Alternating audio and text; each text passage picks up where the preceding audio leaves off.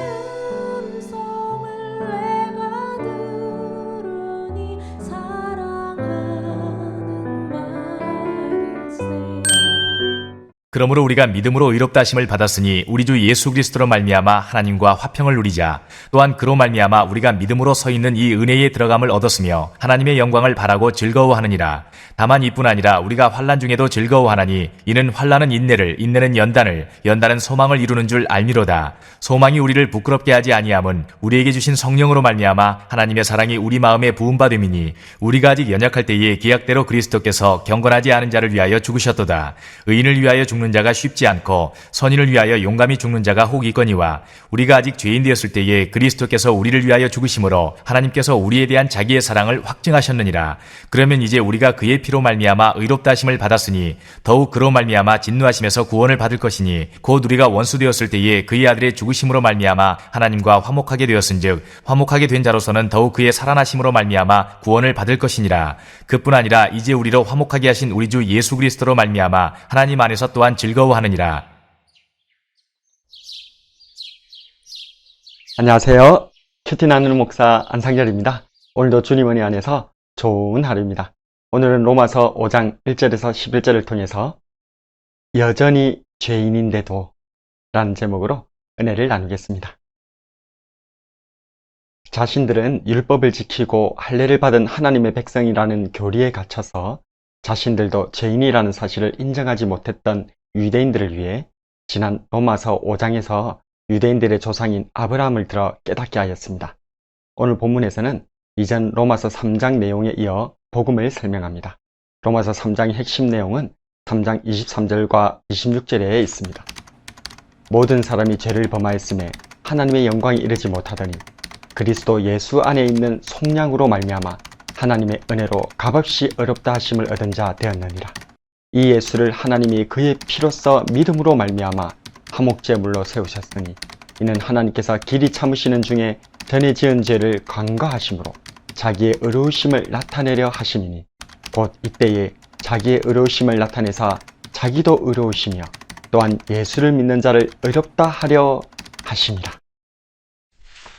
모두가 죄인이기에 하나님께서는 당신의 독생하신 아드님이신 예수님을 율법에 기록된 화목제물로 세우셔서 그를 믿는 자마다 의롭게 하셨다는 말씀입니다.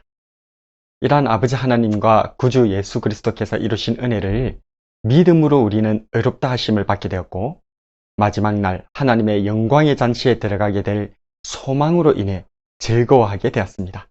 이러한 복음이 우리에게 값없이 주어진 이유는 바로 하나님의 사랑 때문입니다. 우리는 용서를 하려 할 때 상대의 태도에 집중하곤 합니다. 정말 죄를 뉘우쳤는지 미안한 감정을 느끼고는 있는지 아니면 적어도 자신이 잘못했다는 것 정도는 알고 있어야 용서할 마음이 생깁니다. 그런데 도무지 태도의 변화가 없고 뻔뻔하며 심지어는 자신이 잘했다고 생각하는 사람에게는 용서는커녕 도리어 불붙는 진노가 뿌리를 내리게 될 것입니다. 그래서 하나님의 사랑이 너무나 놀라운 것입니다. 우리 인생들은 하나님 앞에 미미한 피조물에 불과합니다.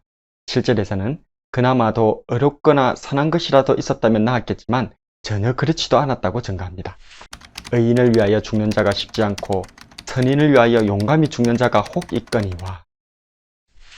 성경은 우리가 뭔가 죄를 뉘우쳤거나 죄책감을 가지거나 자신의 죄를 알고 있지 않았다고 말합니다. 그저 여전히 죄인이었다는 것입니다. 8절에 우리가 아직 죄인 되었을 때에 여전히 그대로 그저 죄 가운데서 태어나서 죄를 떡먹듯이 먹으며 죄 속에 뒹굴며 살아가고 있는 그때에 예수님께서는 우리 죄인을 위해 죽어주셨다는 것입니다.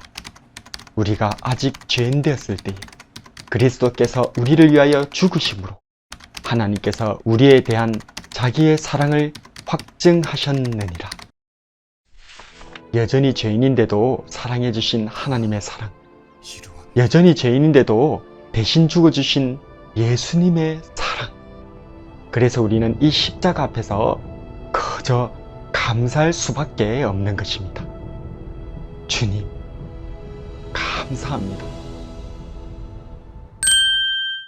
오늘은 하나님의 용서와 사랑의 의미에 대해서 생각해 보았습니다. 하나님의 용서는 우리들과는 차원이 다르다는 것을 알게 되었습니다. 여전히 죄인이었을 때에 용서하시고 사랑해 주신 하나님과 우리 주 예수 그리스도. 이제 용서받은 죄인으로서 항상 감사할 뿐만 아니라 우리 주님처럼 그저 용서할 수 있는 넓고 따뜻한 가슴으로 살아가는 저와 여러분이 되길 주님의 이름으로 축복합니다. 오늘의 묵상과 기도.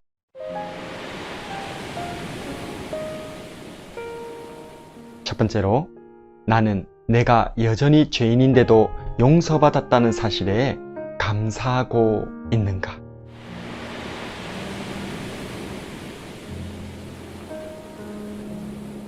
두 번째로, 나는 내가 용서받은 죄인인데도 누구를 아직 용서 못하고 있는가?